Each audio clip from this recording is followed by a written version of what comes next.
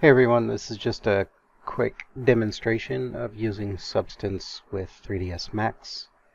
Substance Painter is a 3D painting tool used to create pretty realistic, customized content for 3ds Max renderings. And so I'll show an example here.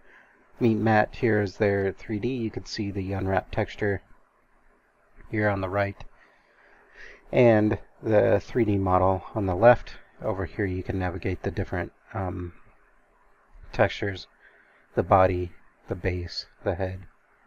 And then if I come in here, what did I select? Oh, body. I'll pick head. If I come in here, I can just start painting on this. That's pretty much the main reason for this software, but I've got to reset. It's got a lot of powerful tools. For example, these smart materials here. Let's say I want to add copper red to this guy's head. Let it do its thing. You can see that it added a lot of neat little effects as a texture to this guy's head, which I can go in and modify each one of these. Edge damage, for example, here. I could go in and modify each one of these, find the curvature, expand it. You can see the edge damage get worse or get better as I adjust that number back and forth. So that's the main power behind this particular software. Dirt, again, curvature, so you can see adds dirt on the edge. That's one of the more powerful applications. I mean, it has a lot of neat stuff. For example, particles. This is the first time I've seen this personally. I'm sure it exists in other software, but it was never as easy as what I've ran into here, at least from what I can gather. So if I want to come over here, create a new layer, you just hit the layer button, come over here, or sorry, I selected it, and then when I drag, it just starts painting these particles. I could do veins, so you can see the veins take off, which is pretty cool. I mean, I imagine with some creativity you could do some pretty cool stuff with this, with these different effects.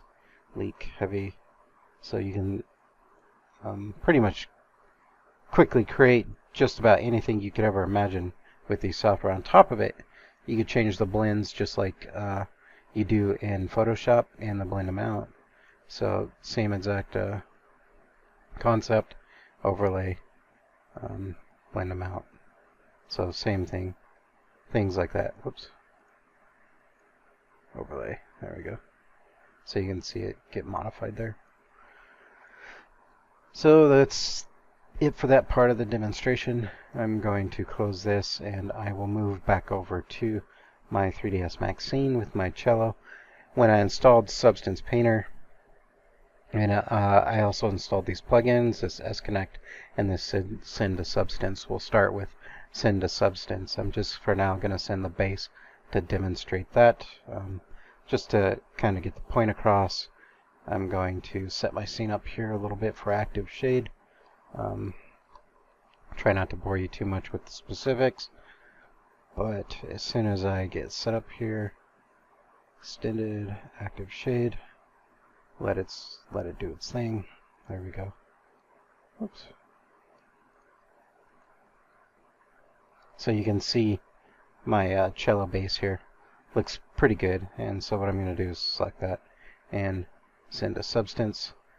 The default path is incorrect. I don't understand why it does this, but if yours does it, you just simply have to put the Substance Painter path, the actual location. And so you just select that, put the correct path in. The export location, file name if you want it. If there's the SPP is the extension for a substance file. If you want to use one that exists, I'm just going to leave those empty, and then I do want to create a subfolder just for the sake of my demonstration, and then I'll hit send selection to Substance Painter. eSubstance exists. Do you want to replace it? I'm going to go ahead and hit yes. Hit OK. I'm just going to ignore the warning. And then what that does is it'll fire up Substance Painter. So here's Substance Painter with my 3D object. And so I'm going to go ahead and start applying materials. So I'm going to go to the materials, and in this case I want to use this wood material, which I'm going to drag and drop onto there. Looks good. What I want to do is modify this though, so I am going to bake it to my object, except the only thing I'm going to bake are the curves right here, curvature, and I'm just going to go ahead and bake that. Hit OK. So now I can apply a black mask. I simply right click over it, and then I want to add a generator. So I just right clicked over the black mask, or right clicked over it with add generator, and then for the generator I want to do this MG metal. Let's see.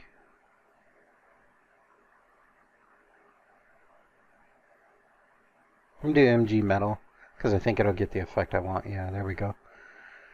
So what I want to do is adjust the color of this wood right here. So I just select that material, pick my wood color, and I'm going to bring it down to something more dark, something darker.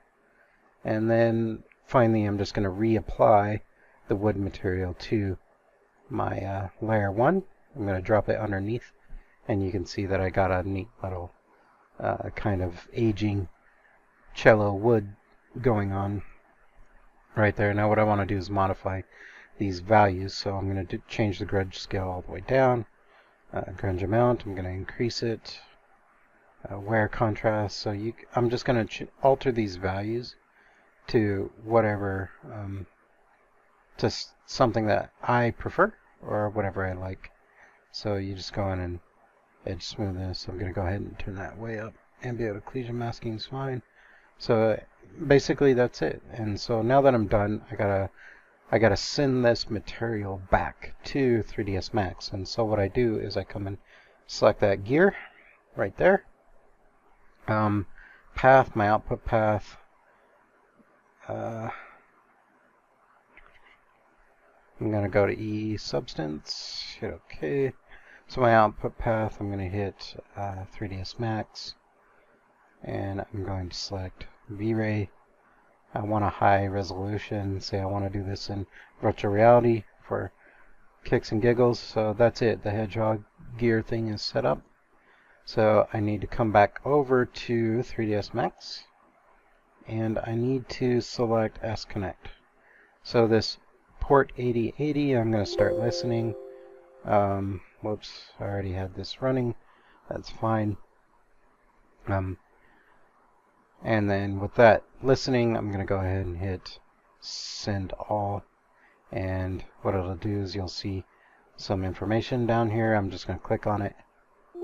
And when it says success, HH Connect, this information here, that means it was successful. So I'm going to move back to 3ds Max, open up the material slate editor, and you'll find my material there. If you have multiple materials that you're doing at once, they'll all be stacked up, so you just have to go and lay them all out. But I just have the one here, so I'm going to drag it over to my cello, and you can see that I have a nice, good-looking cello with some edge damage. And that's it, guys. That's for this tutorial. Thanks.